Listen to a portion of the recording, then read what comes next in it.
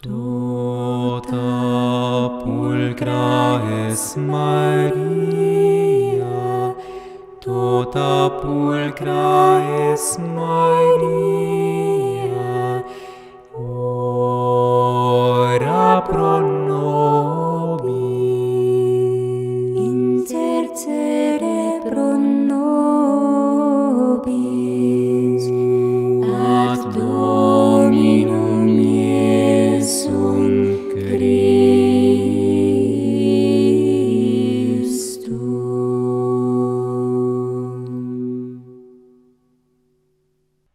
Domine, non sum dignus, ut intres subtectum meum, sed tantum dic verbo, et sanabitur anima mea.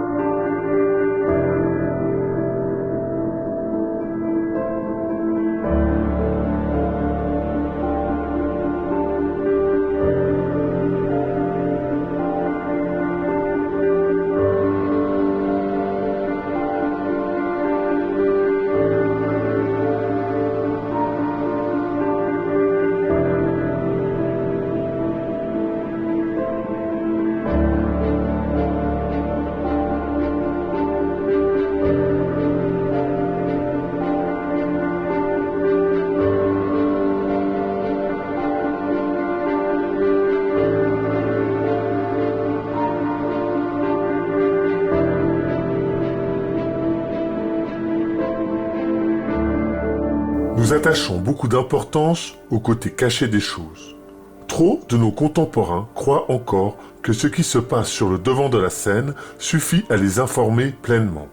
Cette erreur est entretenue, volontairement ou non, par les médias qui les étourdissent littéralement de nouvelles sans importance et ne parlent jamais de ce qui se passe dans les cercles secrets, là où les décisions sont prises. Disraeli, qui fut un grand homme d'État britannique, disait que le monde est gouverné par de tout autre personnage que ne se l'imaginent ceux dont l'œil ne plonge pas derrière les coulisses.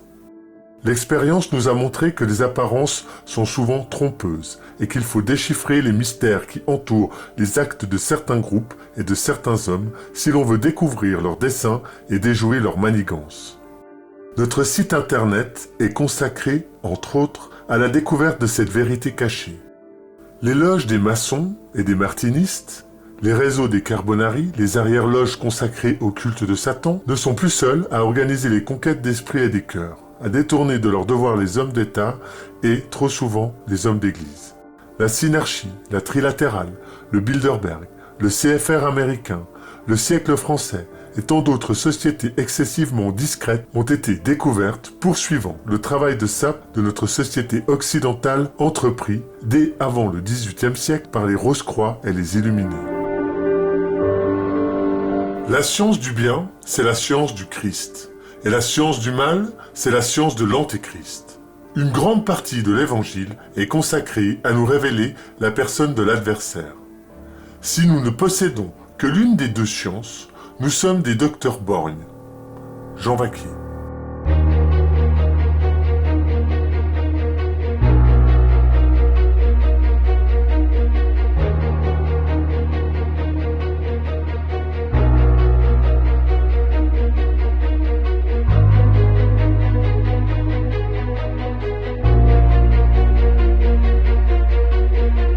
En ces temps où l'on peut penser que se réalise la prophétie de Notre-Dame de la Salette, à savoir L'Église sera éclipsée, le monde sera dans la consternation. Plus que jamais, il faut mettre en pratique ce qu'écrivait le père de Clorivière. Qu'il ne faut s'en rapporter aveuglément à aucune autorité particulière, et vouer sa fidélité à la Sainte Église catholique, apostolique et romaine. Plus que cela, il faut aimer et défendre l'Église catholique contre les attaques et les persécutions engagées contre elle. Bien que combattre, disait Grégoire IX, pour arracher la terre sainte aux mains des païens soit l'assurance de mériter la vie éternelle, on pense que c'est un mérite beaucoup plus grand si l'on combat l'impiété de ceux qui exterminent la foi, en laquelle consiste le salut de tout le monde, et ourdissent la ruine générale de l'Église. Bulle Dei Filius du 21 octobre 1239. Le principal danger aujourd'hui se trouve chez les libéraux qui espèrent marier la lumière de la tradition apostolique avec les ténèbres, où s'agitent les hérétiques, les schismatiques, les apostats et les modernistes. Cette doctrine fut pourtant toujours condamnée comme étant contraire à l'enseignement de la Sainte Église, des Saints Pères et de l'Église. Pie IX, Quanta Cura.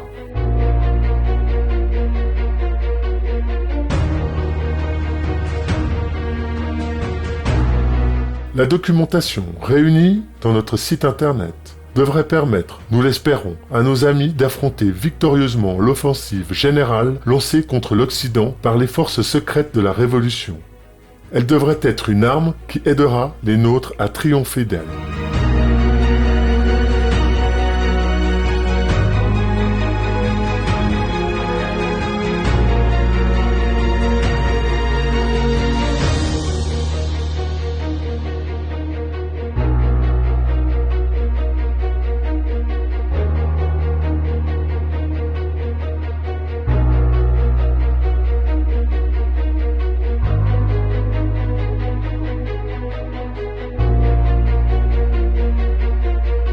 Il sera d'une très grande utilité d'élever notre esprit à Dieu avant que de commencer à lire, et de lui demander la grâce de faire une lecture fructueuse, une lecture qui pénètre dans notre cœur, qui s'y attache, qui le fortifie, et qui nous rende plus ardents à la vertu, plus désabusés de toutes les choses du monde, et plus fermes dans toutes celles qui regardent notre avancement et notre perfection. C'est ainsi qu'en usait le grand Saint Grégoire, qui ne se mettait jamais à la lecture sans s'y être préparé par l'oraison, et sans avoir dit ce verset du psalmiste. « Retirez-vous de moi, esprit malin, et j'approfondirai les commandements de mon Dieu. » Mais afin que nous concevions encore une plus haute estime de la lecture spirituelle et que nous ayons plus d'envie de nous y donner, les saints la comparent à la prédication de la parole de Dieu, et disent que si la lecture n'a pas toute la force et toute l'énergie que la vive voix peut avoir, elle a d'ailleurs beaucoup d'autres commodités que la vive voix des prédications n'a pas. Premièrement, il n'est pas si facile d'avoir en tout temps un prédicateur que d'avoir en tout temps un bon livre. Secondement, ce qu'un prédicateur dit de meilleur passe vite, et ainsi ne peut pas faire tout son effet. Mais on peut revenir plusieurs fois sur ce qu'on a lu, l'examiner, le peser, enfin y insister tout autant qu'il faut pour se l'imprimer bien avant dans l'âme. En troisième lieu, on a dans un bon livre un fidèle conseiller, car, comme disait très bien un grand philosophe, ce que personne n'oserait dire, un livre le dit sans crainte. Il avertit tout le monde de ses défauts, il reprend et il exhorte tout le monde avec une égale liberté. De plus, par le moyen de la lecture, on entre en conversation avec les plus grands saints et les plus grands docteurs de l'Église, et l'on peut s'entretenir, tantôt avec l'un, tantôt avec l'autre, et les écouter comme si, effectivement, ils étaient présents et que nous les entendissions parler. C'est pourquoi on a eu beaucoup de raisons de dire que les bons livres étaient un trésor public inépuisable. En effet, il n'y a personne qui ne puisse, à tout moment, en tirer des biens immenses et des richesses infinies.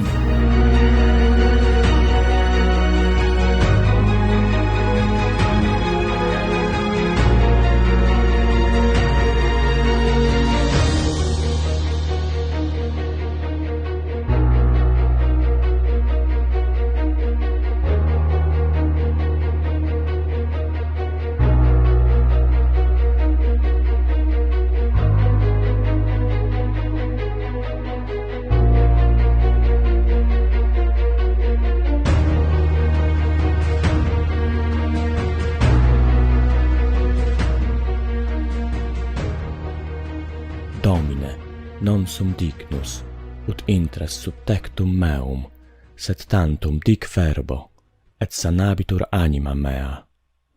Amen. Tota pulcra es Maria, tota pulcra es Maria.